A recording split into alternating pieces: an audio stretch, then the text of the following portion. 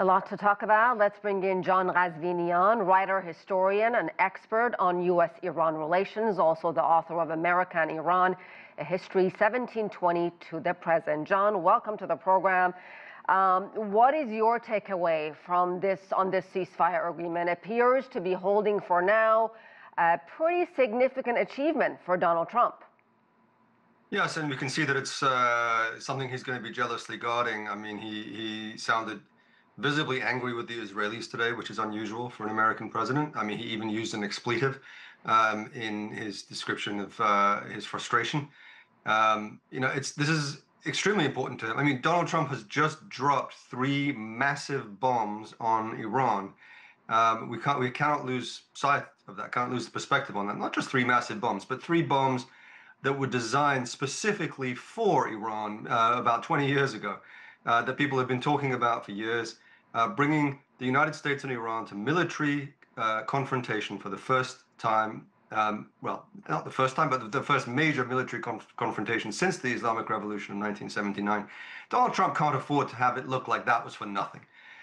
So it's incredibly important to him that both sides respect this ceasefire. He has a limited amount of leverage on both sides, but the leverage he has on both countries is different. Of course, with Iran, it's much more coercive, and with Israel, it's much more delicate and political, and that's, I think, why he seems so frustrated. So, John, what did 12 days of Israeli bombing and the weekend strikes by the United States really achieve here? Yes, Iran likely a lot weaker, but Iran also says it has a red line. It is not going to give up its uranium enrichment.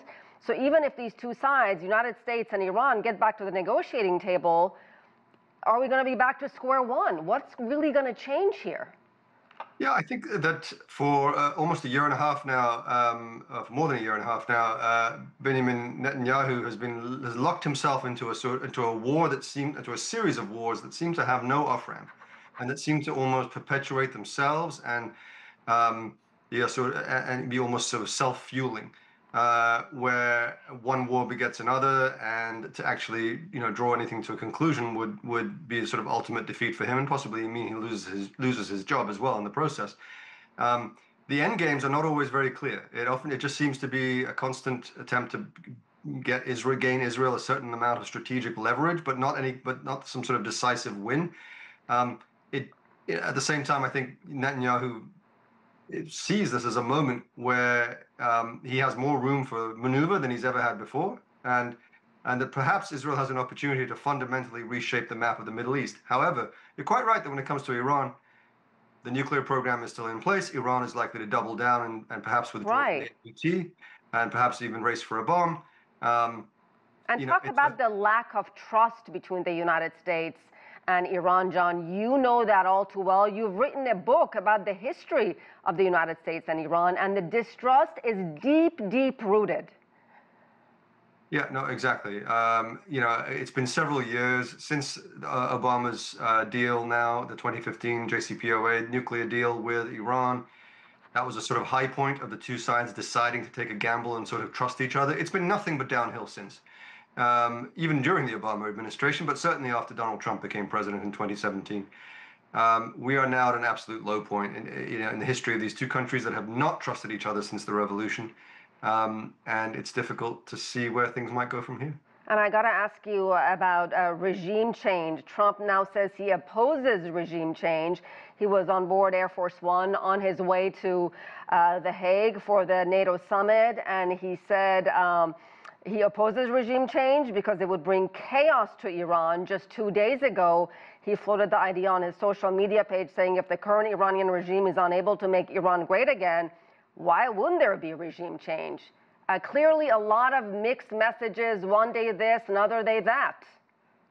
I think it's very hard to read Donald Trump, of course, but I do think that right now he feels probably that he has taken a major, major step that should satisfy the neoconservatives, the hawks, the hardliners, the traditionalists in the Republican Party, as well as his Israeli allies, and that it's time for him to pivot in a different direction, and that they should, sort of show some gratitude and hold fire, not start, breathing fire about regime change. Donald Trump is not a regime change guy. He came to power on explicit promised to end the forever wars in the Middle East. He's not interested in nation building and regime change. So, I think we're seeing his own instincts kind of rising back to the surface. And finally, John, do you think the region, the world we're living in, are we safer now than we were 12, 13 days ago? Absolutely not. I mean, I think that this war has clearly put the region at an unprecedented level of danger, of unpredictability. We are at the precipice, though we know not at the precipice of what. All right. John Ghazvinian, thank you so much.